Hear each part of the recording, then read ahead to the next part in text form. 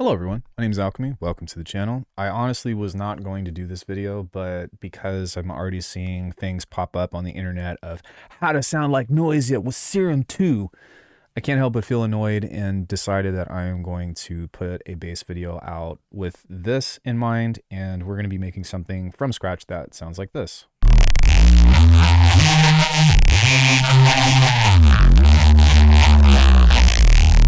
Lots of texture, lots of high end, arguably too much, but we want to talk about the approach to how to do this stuff, not a sound design formula. That's one of the big things that I really try to get people out of when it comes into watching videos like this, because it should take away two things. One is the pressure of having to sound like somebody else. Two is the concept is more important. The place to explore is more important, as opposed to turn this to 12 o'clock, do this, because guess what? Even if you copy everything exact to the T, it's most likely still going to sound totally different. So embrace the individuality, embrace your mistakes. That's the best advice I can give to you before we even jump into this. Yeah, we'll see how this goes. If this has a good reception, then I'll continue to do more Serum 2 Chronicles stuff. But yeah. So anyways, the general synopsis of this is detune waveforms. You don't even have to detune it, but we want to have something with a good fundamental, good sub, and we really just want to introduce movement and distortion. That's like pretty much everything that I've learned about Neuro bass in a nutshell. I've been doing this for like 10 years, and you don't have to make it that hard. Let's go ahead and talk about some things that are quirky about Serum. So for example, one major thing is when you comes to clipping and all that other stuff on the outside, I actually just use a clipper on here, because if you were to use something like the distortion over here with, say, like overdrive or something, let's just pull that up. And I guess this is just like precursor, whether it be soft saturation or overdrive. If this is on 0, if you have even, say, a utility, then this is really going to try to fight you to get up to 0. So check this out.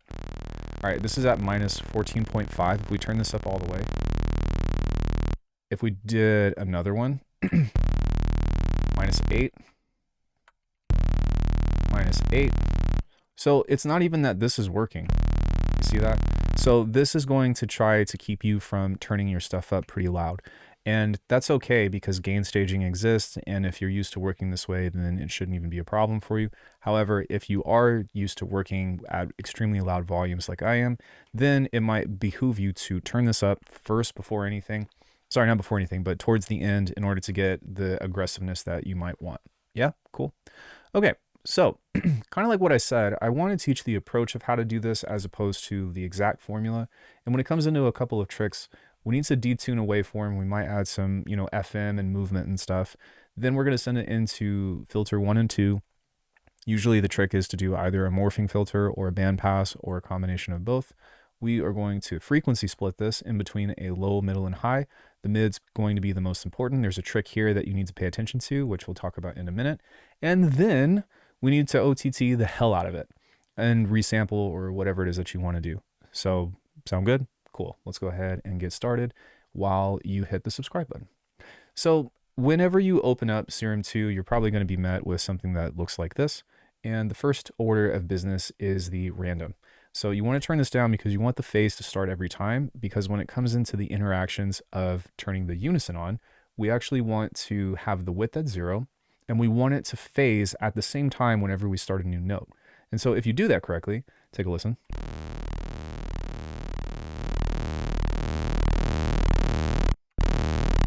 If we set this back to 100, it's still kind of there, but it has an inconsistency factor. And then also, if you have the width up here, you can do this if you want this to be a really wide sound. But I personally don't like that, because the phase interaction or the pulsing or the beating of the signal doesn't really, it's not as prominent as I want it to be. You can also mess with the linear modes if you want to. You don't have to, but just something to keep in mind. Cool, so we have a detuned sound. We only really need 2 oscillators, and because of that, we can kind of get out of this and just mess around with a couple of options that we have with this on its own. I actually like that. If we turn the pitch bend up and down, as long as it's going voo, voo, voo, voo, voo, that's what I really want out of this. Great. Now there's a few things that you can do to emphasize that. For one, actually having a notch filter from the get-go can be helpful. But if you want to add harmonics or make it be a little bit more interesting, there's a couple of things that I want to show you. The first is you can just use a sine wave at just basic and turn this down. And then we can go into any of these here. We'll make it sound a little bit different. But let's just, for the sake, say that we're going to introduce this just a little bit. Check this out. You see how it's already kind of like fighting itself with trying to stay on pitch? And you have to realize that on one end, it is forcing the movement to be more pronounced, but you're losing some of the low end clarity, and that would be where you might want to utilize a sub. So one use case that you could do with this in order to make it more functional, quote unquote, actually are a couple of things. For one, if you wanted to, turn this off, because every time this is on and you adjust this, it's going to reset itself. Let me just show you what that looks like. I don't like that. See how I just did that there? So let's hit undo a couple of times. So turn that off for this frame. And then what you can do is actually remove the fundamental, kind of like this. And this will create an empty, subless saw wave. I actually like the sub to be in here. I'm not going to worry about it too much, but I'm going to have kind of a fat subby saw within this. And this is a crossroad of understanding what you're trying to do to apply this particular sound from the beginning. So the big question is, do we include a sub? Do we not include a sub? For me, I like to include it because I usually just use these as fills anyway. But if you're trying to use this for, say, like a low pass dungeon reese or something like that, it might be better to have a consistent sub and then take something like this, grab a filter and high pass this at, you got to listen to it because unfortunately there's not an oscilloscope to show you what's going on. But generally you're going to shoot for somewhere around like 120-ish, 150. The reason why is because you want to preserve the movement of the detuned, but if it's too high, then you're going to lose it. So let's see if we can find a sweet spot.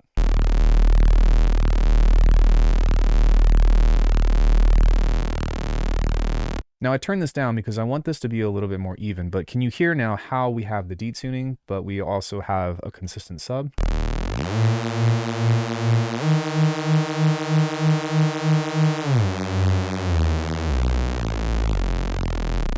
Nice. Now that's just something to consider. Again, I'm going to back off of this because I'm just going to use the original movement because I just like the way that sounds, but that is your first option. Now, instead of doing this, what I'm going to do instead is just turn this off. Maybe not. I'll have that there. We want to right click this and go into ratio. And this is where you can get into your harmonic series.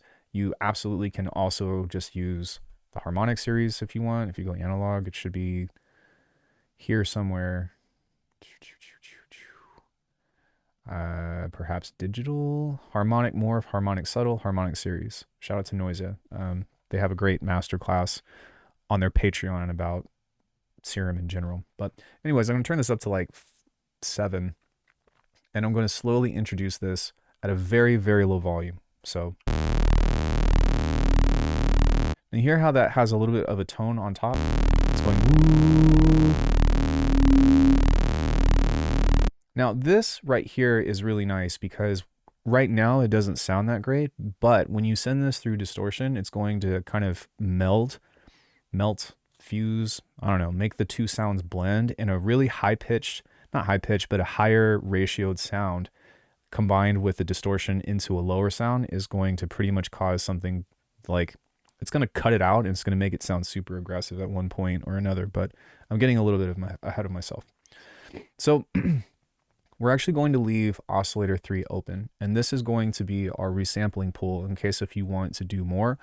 We'll come back to that in just a second, but just keep this in your pocket. With the noise, I don't really care. You can just use a little bit, like even this much is going to help whenever you're pushing it through your OTTs and all that, but having just a little bit can be super helpful sometimes. Filter 1, we are going to actually use, I don't know, a bandpass? No, let me show you the cool stuff.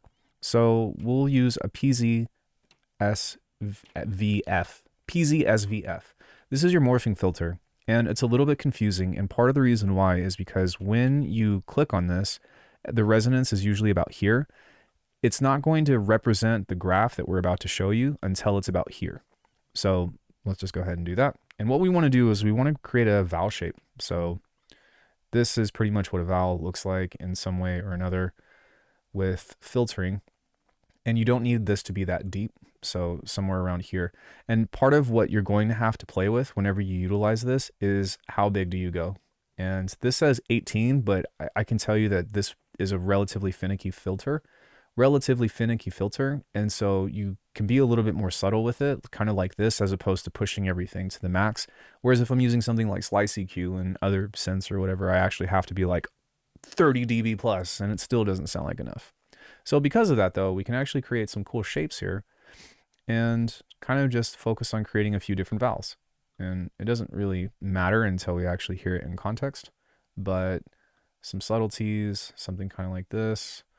And then we'll go to 4, something very simple, and kind of just have fun creating these bell curves here. You can right click and create different things here if you want to, but I find that these are more than enough, especially when you start scaling them and moving them with the cutoff, as you can see. And then we'll talk more about what I was just mentioning here in just a second. So one thing I will say is that vowels are great, but you generally want to have a higher peak towards the low end of things. You generally want to have a lower peak or a notch towards the high end of things, because if you sweep this across the frequency range after a certain amount, which unfortunately this doesn't have a graph, but I'm going to guess that's probably around 1,000 based off of how the EQ scales, it's going to be extremely resonant and shrieky and hurtful to your ears. Ah, I called it. Yeah, 1,000. Okay. Yeah.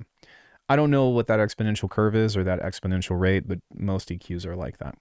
So now that we have that, look at this. If we make this go back up to about half, now you can see this is actually starting to represent our filter a little bit more.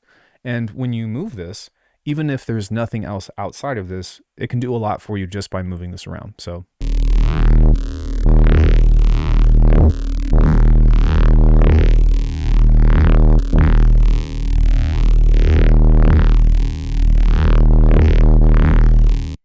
I mean, to be honest with you, even just that of sending that through, an effect mix and then stylizing the mids and the highs and stuff can do a lot for you. And that's actually why I wanted to show you this first. Generally speaking, I use a bandpass because that's just the old school way to do it. And most of the basses that I design are more focused on refined phrases. But I mean, dude, look, there you go. Hey, all right, like the video, subscribe to the channel, all that. We did it. No, I'm just kidding. So what I'm going to do here is I'm trying to think. I think I'm going to keep this consistent. At any point in time, if you want to, you can alternate between sample and hold and random. I am curious. Let's say we do a phrase like this, and then we utilize this on X. Then maybe we'll do this on, I don't know, let's do the opposite on Y. And so if I'm not mistaken, this should be. So if we hit a button.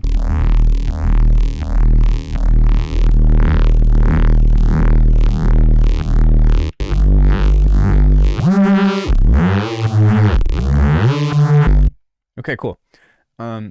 Yeah, and some other things that we can even do to bring back that high end, kind of like what you just saw, is experiment with it, but we can actually pull off of the mix a little bit to not overcomplicate or not cut out too much of the highs. So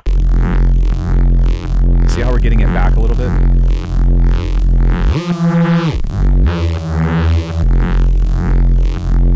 If you want to go in deeper, then something else that you can consider is also adjusting the cutoff. You don't need a lot, but you see how that's already kind of getting into laser territory? That's something that I really dislike about bass, about my, like any kind of bass design. I don't like that stuff. If you like it, you can keep it.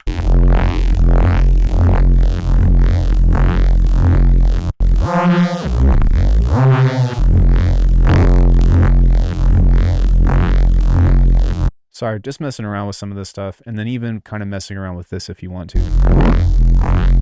Maybe not, because that can get super dangerous, so be careful.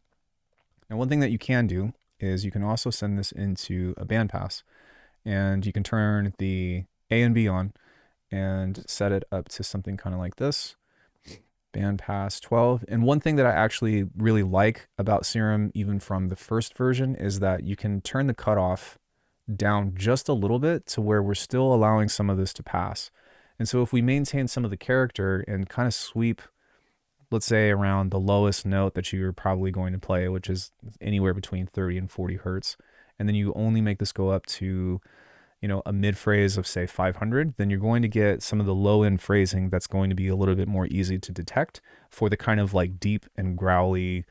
Growly's not the right word. It feels like a roar, you know? It feels like something bigger than you is going to eat your face off.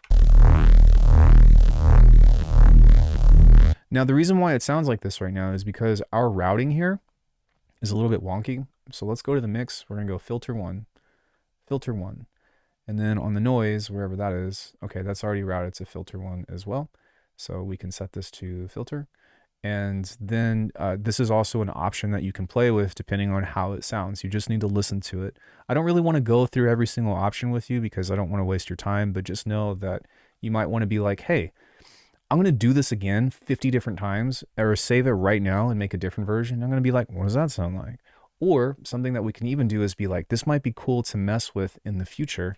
So what I'll do is set a macro on here to interpolate between the bandpass, parallel, and filter 2. And we'll just call this filter spectrum. I don't know, who cares? Whatever, you know what I'm doing.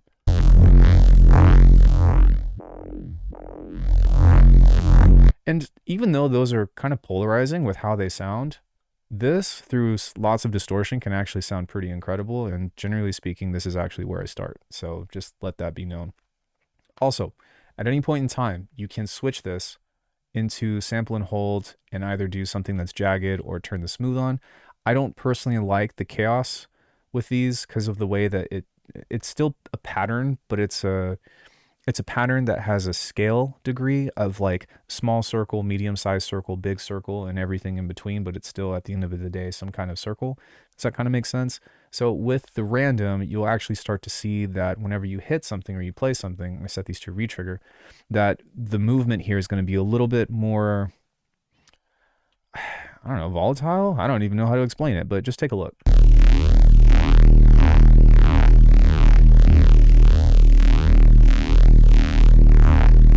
See how that's kind of moving through? I like this. Because that way it's a little bit more unpredictable, but these big sweeps to small sweeps to big sweeps is kind of what we're going for here. And I think that's a better way to try to go about it. Now, if I'm not mistaken, are these graphs exactly the same? No, they're not. And then of course you can go back into this and go back into this. Now, I'm not sure. I'm just going to save the patch like this because that way, whenever you pull it up, this is baked in and you can kind of modify in between. It would be so cool if you could do something like this to where you can actually like hit this and then swipe through. But because you can replace the modulator without actually having to retrain the destination, that's a pretty helpful tool that I wish that Faceplant actually, you know what I mean, introduced at some point in time or another. All right, so we've gotten this far. And if you've made that, congrats, I'm proud of you. Went back and just turned that back down. But once you get to this position, that's where everything fun happens because this is the general movement of how NeuroBase works. Let me show you a very quick kind of side example in case if you have, or do not have rather, Serum 2. Let's say you got Faceplant or something of the sort. I have just a very quick patch that I made. It's called Quick and Dirty. Maybe. God, that takes so long. Quick lead, quick and dirty. Quick and dirty. Yeah, and so 2 saw waves, notch filter, distortion. Look at that. Valve filter, and then some stuff without any kind of frequency splitting, some OTT, and some distortion. And at some point or another, you're going to start to catch on of like, this is the repeating pattern on how to do this stuff. Just for context, this is what this sounds like.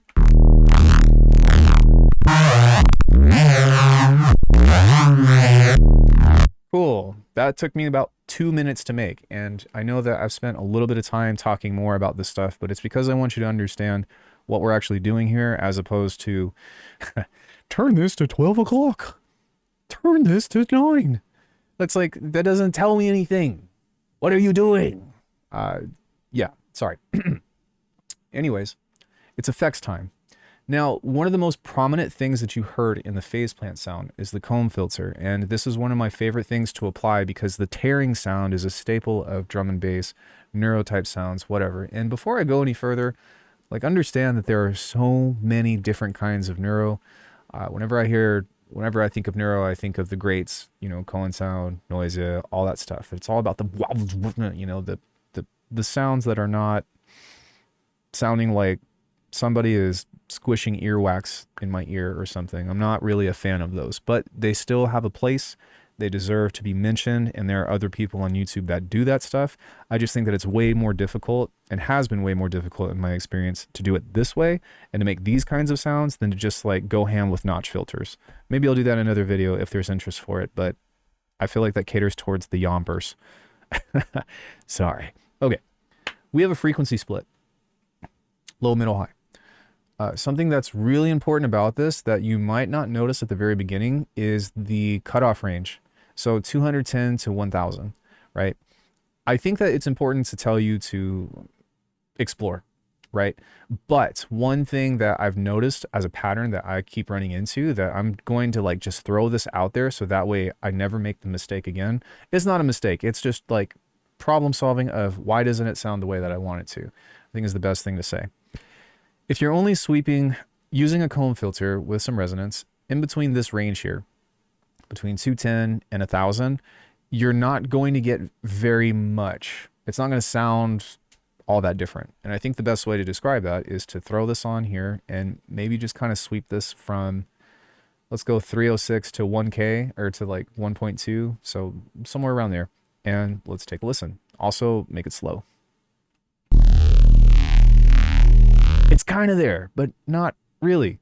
But if we do this and we pull this up to like 3K and maybe we pull this down to, I usually do like 110, that's a guide. So please don't be like, Alckemy said do that. Like, no, who fucking cares? Like, just fuck with it. Make the sound. Yeah.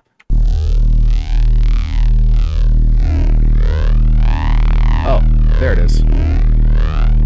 And now, even without this being super loud, even without this having any kind of distortion, check this out.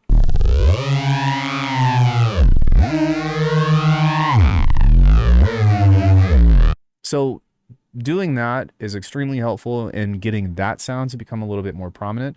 Most of the energy here that we're going to do is going towards the mids, but I just wanted to make a point about this with my experience of how to get more out of the synth and like make it make sense, right? Let's back up a little. One thing that I seriously dislike about Serum 2 is that once you have this, you cannot move it. You can only move stuff around it. And because of that, it sucks that it's going to add this to the end, and then I have to do this. And so from a flow perspective, you might want to start with the distortion or whatever, but you know what I mean? This is, what can you say? All right. All of these are cool. Try all of them. One thing that is not new, but it's definitely a bonus, is if you use the X Shaper, you can actually use custom kinds of distortion. So when you're getting into experimental sounds, just reference this, and like you have basically like, this is actually representative of a 4-part quadrant.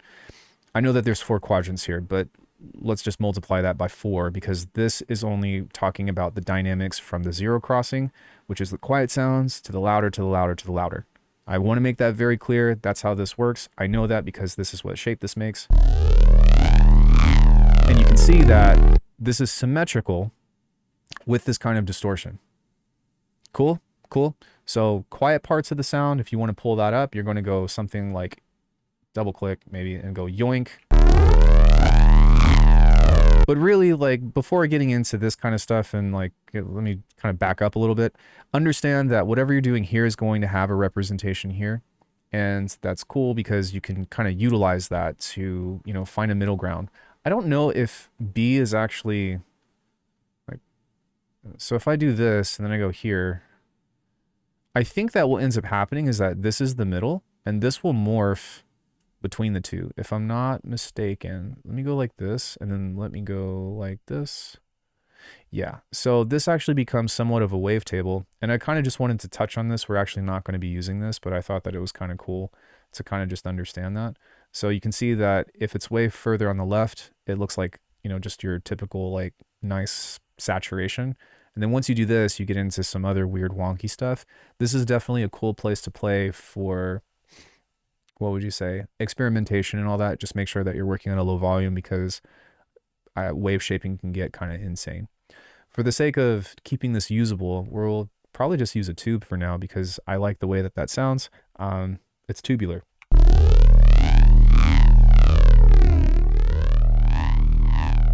Now, as you can tell, at least as far as I'm concerned, this is relatively quiet, and this is where we're going to hit this crossroad now of hitting this on over. So that way I can continue to turn this up without it like breaking apart for the most part. Sure, whatever, it works. That being said, you can kind of do a few things here. For one, if you wanted to introduce a little bit more high end, even after all the filtering and stuff, it might actually benefit to throw another distortion here, but try not to like pump it too loud. We really just want to utilize one particular thing on here. Please, I have a family. Okay, I'm just kidding. Which is the stomp box, and this will introduce a little bit of noise on top. You're gonna have to ignore this because this is more of, I want to say like a modeled type sound, but perhaps just a little bit will provide some crunch. And keep in mind that at the end of this, we will be doing some other things to kind of help bring back some of the high end as well, which I'll talk about here in just a second. But if we had some kind of ring mod or something, that would be nice. You can technically use the bit crusher as well, but I don't like it personally because it affects the entire sound, to where if we wanted to become more granular with it, we would actually go into something like the highs and be like, let's apply, I'm going to do it like this, apply a distortion here. And then let's find something that's kind of noisy to where it could be anywhere between the, what is it, zero square, downsampling, the stomp box. You can use an EQ to boost it. Why don't I just kind of show you all that? So we did the stomp box last time. Let's go ahead and use something like the downsample, and we can solo this by clicking this.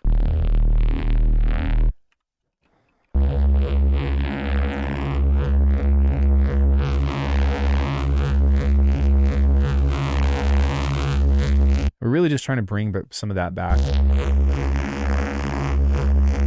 And it has a particular character, right? And that's kind of the thing that you...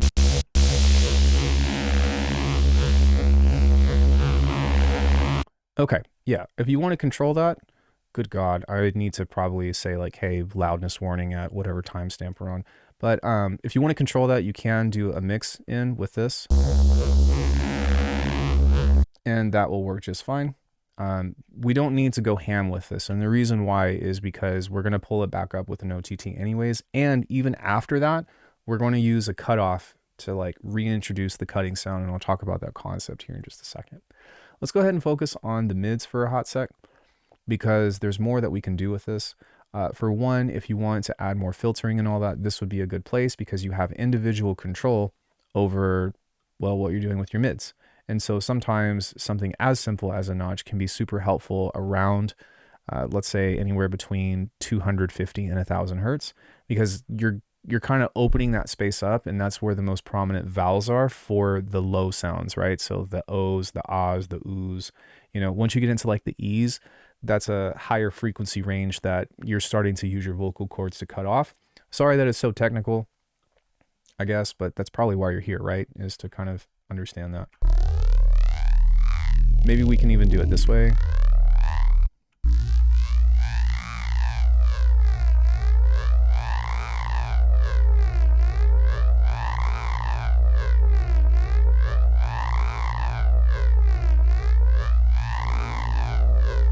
I'm kind of just listening to it.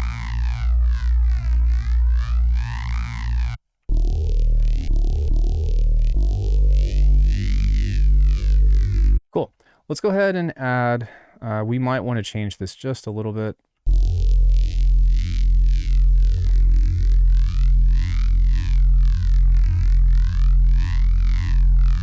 There we go.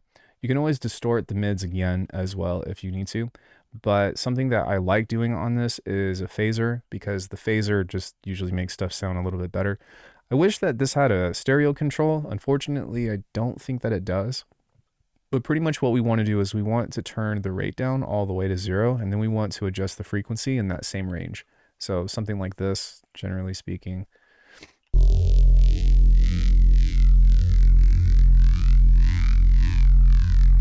And then we can add just a little bit of saturation to the end, which we're going to have to look at what the multiband compressor is going to do here in just a second. But yeah. Anyway, we'll talk more about that here in just a minute. So we can set this to soft saturation, just drive it a little bit. And really the big thing is you kind of have to listen to it. And a lot of times this isn't going to make sense until you get to the end of this. So for example, now we can kind of like quote unquote start wrapping this up with the multiband. But until you get here and everything is all ready together, like don't worry about how it sounds until you're ready to blow stuff up, figuratively. Because that's where the distortion and all that other stuff is going to come into play, and it's going to help you figure out like, okay, what is this actually doing? So yeah, I'll talk more about that in just a second. I know I keep saying that, but it's hard because I'm trying not to like skip steps or anything. So take a listen to this.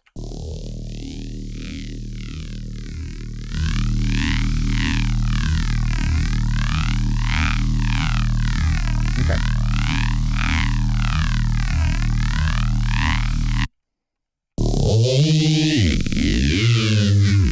So it's not bad. So because of that, now something that we might want to do is control the overall tops of this sound. And so if we set this to, I don't know, say like a 12, and we keep this here and we just utilize one of the same shapes, you can make a different one if you want to as well. This is going to really give everything a final say on all of your frequency ranges. Now, for some reason, we're getting this, and I actually don't know why it's doing that. We need to make sure that this is on normal. This is on normal. It could be because of the smooth. That makes a little bit more sense. So let's kind of move that back and then see if that fixed it. Ah, okay.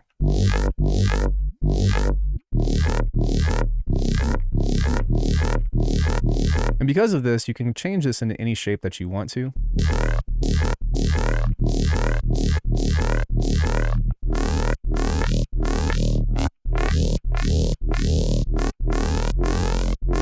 And then if you wanted to change this to random, then what you would do is go to sample and hold and turn the smooth on.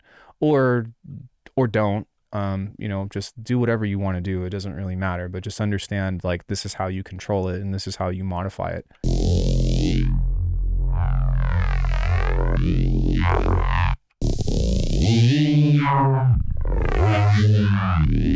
As you can tell, we're already almost there, but the thing with this is that it doesn't really sound super large. And so this is kind of where I want to talk about how to get the sound to be really big. You can always turn up the master. But in my opinion, I think that either A, you gain stage, or B, you use some kind of clipping, especially on the outside, because something like this can really help you build stuff up. And as much as I love that this has technically unlimited effects, doing OTT a couple of times can still really benefit the sound. And I know that I haven't talked about some other things, which I'll get to here in just a second, but this is kind of like your bread and butter right here, is some kind of combination of all this other stuff. Now, the cherry on top is where we can get into utilizing some other aspects of exploration, which I do want to talk about. Yeah, you thought you were just getting the quick and dirty. This is actually like, I don't know. Nah. Nah. We're doing a lot of stuff. So when it comes into making this loud, let's go ahead and explore those options first. The first thing that you can do if you want to is, this would be useful for someone like me, especially if I'm putting out a preset pack or whatever, to just be like overdrive, just leave it on 0, and then maybe just, you can mess with it then, of like, it's usable. You know what I'm saying? That being said, let me go back to normal because I want this to be consistent for now, so that way I can make it predictable.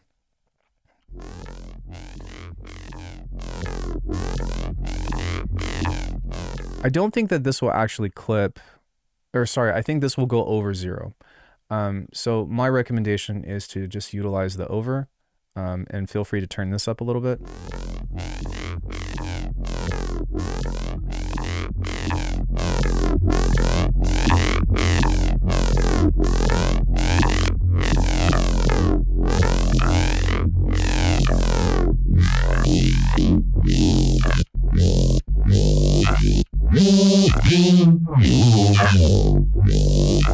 You know, so that's something that you can do.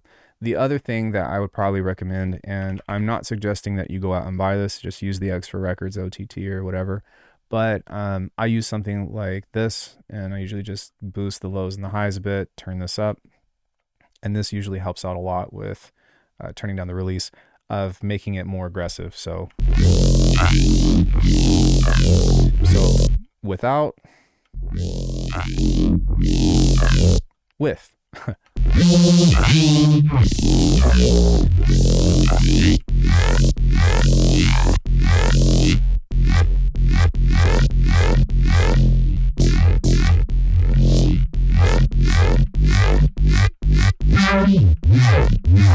Right? Lots of cool things that you can utilize for that.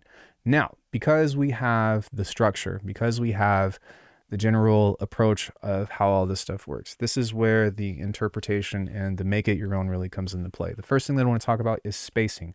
One thing that I do wish that Serum has, that it does not, is an audio follower, because that's really helpful when it comes into utilizing things like reverb. I will say, however, that I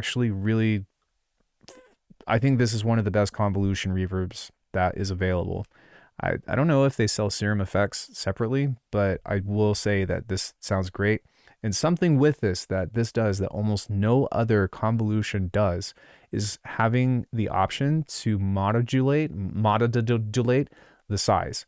Now, that's not necessarily useful in this particular use case, but I feel like I just had to mention that. That's really cool. You can't do that in hardly anything else. That being said, we can put this on the mids, or you can put it on the highs, or you can put it on mid highs. You can do another separator if you want to I don't know, control it or blah blah blah. But we can maybe just use some kind of small plate, I guess, if I can find one. I know I just saw one, the 80s plate or whatever. Oh, gold plate. Let's use that. And what we want to do with this is try to make it sound natural and give it some space, but not become ambient. Because the larger that your reverb is when it comes into this stuff, you know what I mean? That was actually okay, but like it's kind of starting to take up too much space now. And so we want this to be something that's more of like just a little bit on the outside.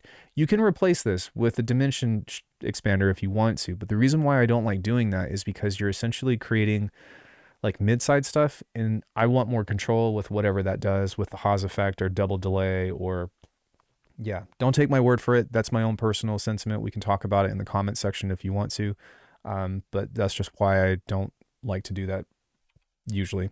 Anyways, we can reduce the decay on here to become very short, and that's another thing that's cool is we have the size, we have the tone, and then we actually have the decay. It would be like super awesome if we had an EQ built into this, but what can you say? But you see how much wider that is now?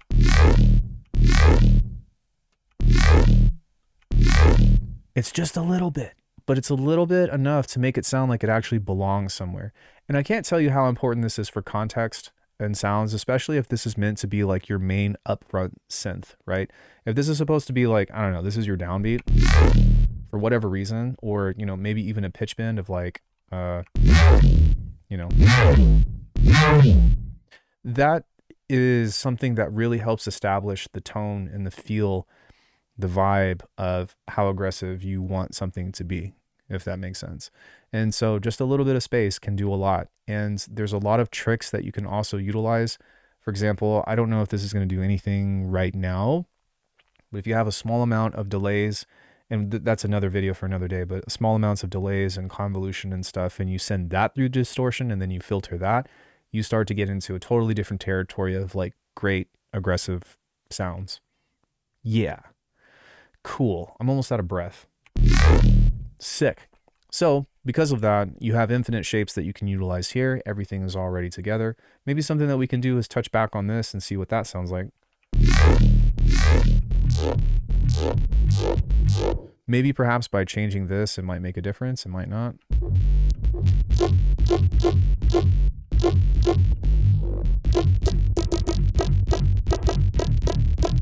I actually like that. It has reduced the sound significantly, but if we were to just go back and then just like do another OTT or another couple of things, like it has potential. I think that's the big thing, is it has potential. Because it has potential, that means that all we have to do is just use those same tools that we've become familiar with in this video to bring it back up to make it sound more aggressive. And now you've got variation for, I don't know, if you're making a drum and bass thing and you need a few phrases. Most of the time, generally speaking, if you're wondering, this is only for fills for me. This is just for like either like small phrases or beat accents, or utilizing the pitch bending stuff to be like, you know, or something of the sort, to kind of just have something unexpected. Unfortunately, with neuro stuff, we've been doing this for years, so the unexpected is expected, but everybody has their own flavor of neuro bass, and it's always interesting, for me at least, to hear it. This is a very niche genre. What can you say? Cool. Let's talk about some more options. So you know that at the end of the day, once we have this foundation, we can start to do a lot of different things with the warp modes. We can start to do a lot of different things with the spectral. But one of the biggest and coolest, perhaps, additions to what makes Serum stand out against the other synths is a couple of things. One is having a sample kind of like this. Two is if I hit A, right, I can actually do this. Yoink, and pop it right back in. And then I can turn this off. And because of that, I can right click this, normalize it, make it big. I just resampled that. I just resampled that entire sound. And because that sound is resampled, for one, what I would recommend is dragging it out to the timeline first and then dragging it back in, so that way you've got a version of it. But we can continue working on this as much as possible, or as many times as we like, but we have not lost the original character and the movement of what we just did. Does this make sense? do you understand like what I just said? Do you understand like how interesting and how convenient that is? I'm talking to somebody for sure. Nod your head in the background if you agree. We also have other warp modes that we can utilize, but in the same way that we utilize this with the sample, we can also just do this and change this into a spectral sound, right? And I don't know if you noticed or not, but I just hopped in between without losing the original sample. So now this is where you get into the tweakage of everything. This is where you start changing the LFOs. Maybe you start changing the distortion types. This is where you start changing the comb filter into something different, whatever, right? I noticed that we didn't really process the lows. That's because generally I don't really touch the lows for the most part, but there's free range of which to save this. For one, let me go in here and then we go save, maybe. We call this Neurobase tutorial, and I'll leave this for the ARCANUM members, so thank you all. But yeah, if you want this, it'll be in the Discord. I'll leave a link in the description. But now that we have this, we've got both a sample and the original oscillator waveforms that we can continue to process this with, or, you know, make any kind of changes or whatever. We essentially created a template, yeah? And with that template, you know, I don't know what's going to happen now, because I can tell you how to do everything up until this point, but this is where the exploration needs to unfold, to where you find your own individualized sounds and, you know, et cetera, for trying not to say blah, blah, blah anymore. That being said, let's go ahead and take a listen to what this sounds like.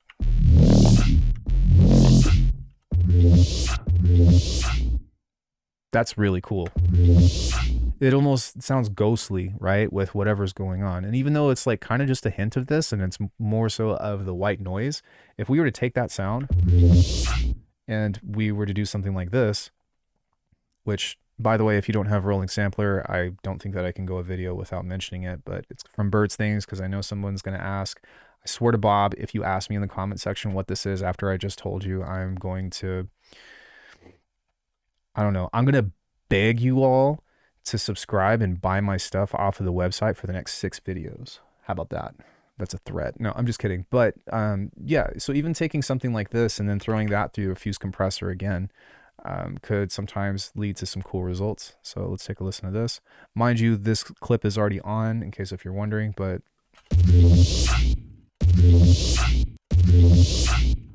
yeah, super cool. Sometimes that's why utilizing multiple OTTs can be helpful if you kind of know how to be tasteful with it, but we can kind of play with different envelope modes.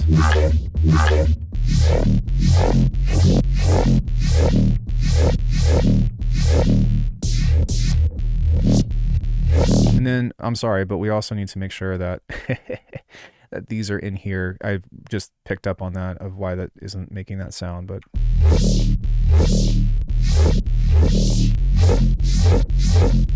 maybe what we can do is utilize some of the other cool modes here. So I do believe that we should have, let's right click this and change this from a sample to spectral. And then we've got one thing which I freaking love, a spectral filter, which this will try to quote unquote resynthesize and re-add harmonics based off of what spectrum we set. As you can see, like I pull this up and this gets brighter. So if you don't know how to read a spectrogram, it is kind of confusing, but notice how when I even this out, this right here in the mids, which also represents this, got darker as we pull it up. Boom. So think about this as lows to highs. We can kind of prove that postulate from that. There we go. It's not a lot, but you can see that it's trying to pull that up a little bit in this region here. So let me zoom in on that. This is like an X-ray or something. Yeah, look at that. Wow, wow. Sick. So because of this, we can kind of resynthesize, respectralize, punch you in the face type deal, and use this cut in order to create cool different movements of this as well. So let's use the second one here and maybe just do it a little bit and see what that sounds like. Sick. Okay, well damn.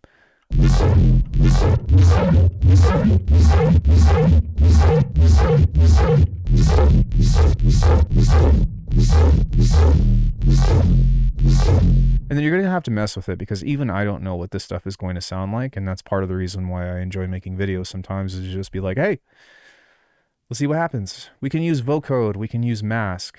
Let's do that. I think that without touching anything, we can probably just utilize that spectral and then put on vocode with the sub for funsies.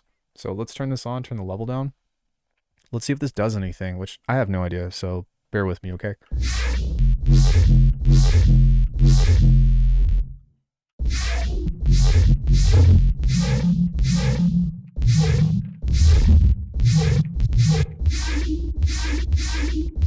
So even though I don't necessarily like this as a whole layer, when we reintroduce this and combine this with everything else, now we've got an extra bit of texture, right?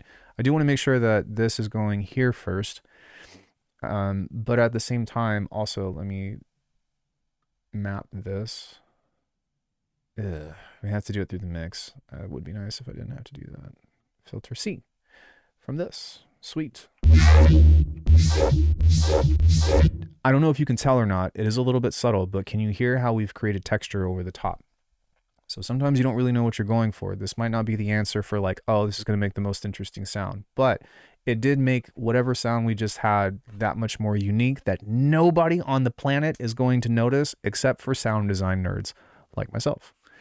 If for whatever reason you want to go back and change this back into just the sample, right? Like we kind of have that modularity now to be able to swap in between these different things. We could do something as easy as, you know, apply FM to this. So maybe we try this instead and we turn this back on. This time we use a saw wave and we set this to +1. Generally speaking, +1 is going to be more, never mind, just experiment, whatever. But play with that. Now, I don't know about you, but I couldn't really tell the difference. So let me adjust this and see if this does anything.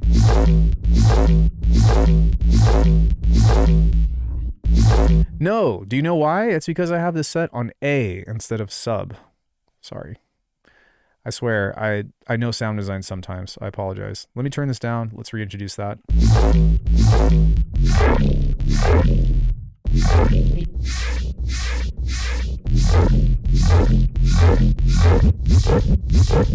Okay.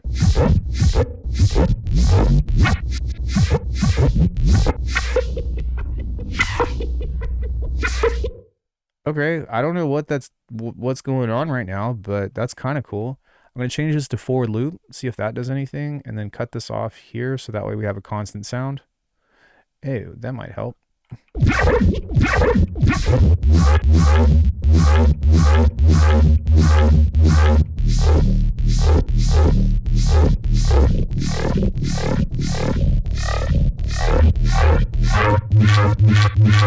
But you see, we're just getting different stuff. And this is kind of up to you to kind of get in there and be like, what if I do this? What if I do this? And would love to know if you find something cool in the comment section.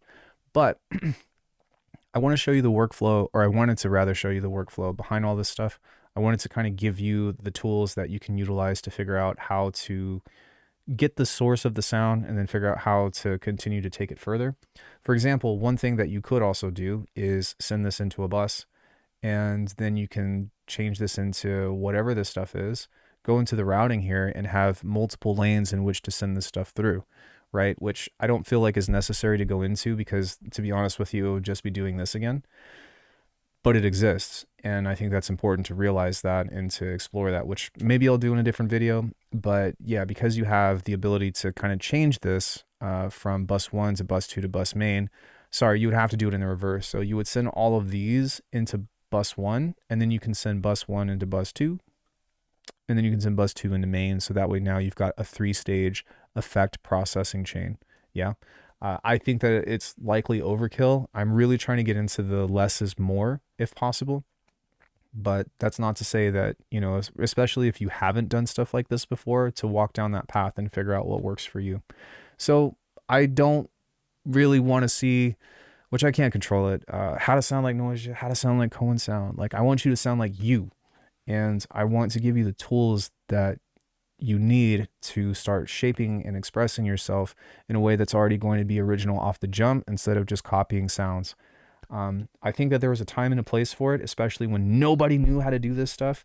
But on my channel, on a lot of other people's channels, there's some great resources out there. But like, really embrace the artistry in yourself if you're going to take the time to learn how to do this kind of synthesis shit anyways. Does that make sense? Like, if you're going to figure out how to make this, stop trying to like go for the originality right off the jump.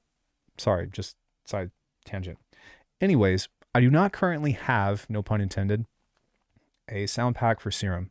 I do have sound packs for Faceplant, Bitwig, Current, Ableton. And if you're interested in the sounds that I make, or you think that this is anything inspiring, I would love it if you would check those out. I've got demos on everything, so that way you know what you're getting yourself into. But honestly, this is how I make my money. I also do lessons if you're interested. And yeah, I will leave this patch for the people in the back that don't want to do the sound design and just want the sound for the ARCANUM members. You can check more about that out in the description. Is that how you say that? Anyways, thanks everybody. I really appreciate your time if you've made it through the end of the video. And if you did make it through the end of the video, what's your favorite synth out right now? I don't care if it's Serum 2. Thanks everybody. Have a great rest of your evening, and I'll see you in the next one.